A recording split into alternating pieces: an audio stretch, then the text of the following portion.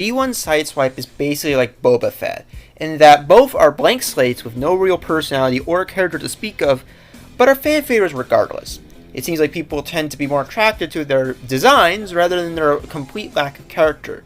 Sure, these characters have both expanded upon other media, however that has happened in either expanded universe fanfiction or other versions that handle the characters much better. Of course, due to his superficial popularity, he has gotten many toys, including the subject of today's review. Hello, my name is Arkham Knight Rider, and today I'm going to take a look at War for Cybertron Siege Sideswipe. Sideswipe was released in Wave 1 of said line as one of the deluxes. Sideswipe turns into a Cybertronian Lamborghini, and minus that roof of the car and back thrusters not being painted at all and the paint on the hood that will chip if you breathe on it wrong, it's a pretty awesome looking car. It has a Blade Runner feel that I absolutely love, and I definitely prefer it over Sideswipe's Earth mode.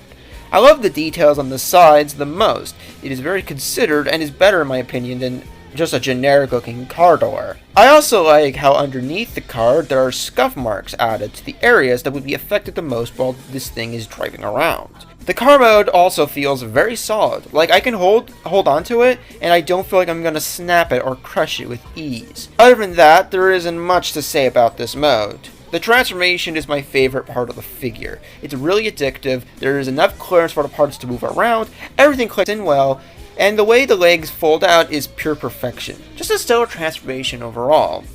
As for the robot mode, it's pretty bad. To start, the back looks absolutely dreadful, as it is just the windshield sagging pitifully on there, and results in a terrible looking back that doesn't look good in any way, shape, or form.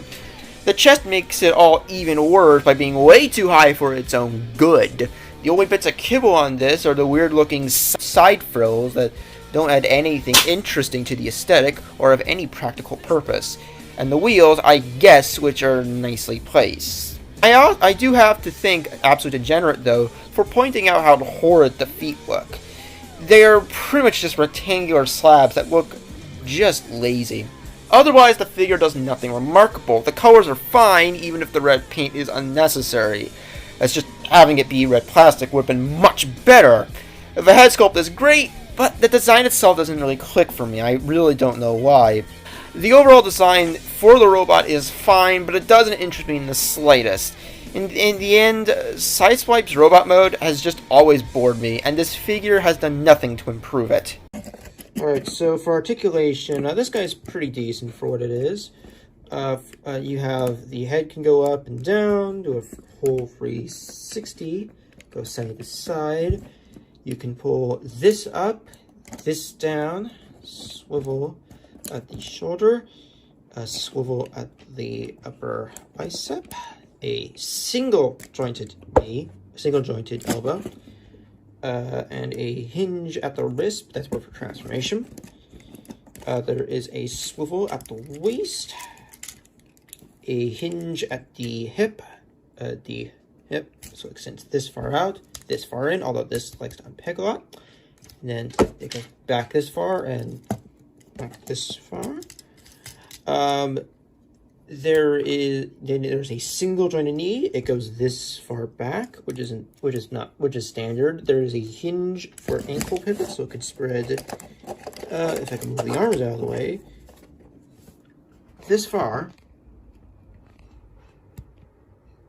And unfortunately, there really is no toe articulation, but even if there is, it's very minimal, and you can barely do anything with it. So yeah, that's it for articulation. The accessories include his signature rocket launcher, or the RR Gryphos Axle Switch Hyper Blaster, because we can't just call it a rocket launcher apparently. The mold looks but what could have been just a generic accessory is makes even worse. But yeah, the unnecessary ability to split the tip of the rocket into a creamy pistol, and having no paint leading to the red and black rocket launcher looking more like a prototype than anything. What makes it worse is that there's no rifle for him. When someone has to make a makeshift gun for your toy because you're too lazy to include it in the initial release, that is pitiful. You can connect the rocket launcher onto the shoulder of Sideswipe, however it leads to the articulation being hindered because you can't move the head back due to the peg that connects it to the hood of the car. Speaking of the hood of the car, you can place it on top of the car mode if you want, but it just looks weird. To conclude, if you're one of those who thinks G1 Sideswipe is the coolest thing ever, then bets are you will enjoy this figure. Sadly, I was not very much impressed by it. While it is far from the worst figure I have owned or bought, it is rather unremarkable. The car mode, decent articulation, and wonderful transformation came close to saving it in some areas, but the pathetic robot mode, horrifically bad accessories, and unnecessary paint ruin any chance of me caring about it at all. He may not be a truly bad figure, but there's much better car formers to go after, especially in Siege and Earthrise, such as Barricade, Wheeljack, Mirage, and while the price on him is pretty horrible, Cliffjumper offers way more fun value than Sideswipe could ever offer. That and the overall scoreboard leads to me giving this figure a 49%, which means it's a mediocre on the rating system. Next week, I plan to take a look at another War for Cybertron Siege, as I'm going to be doing a marathon of these. We'll be taking a look at another Autobot. This is Arkham Knight Rider signing out.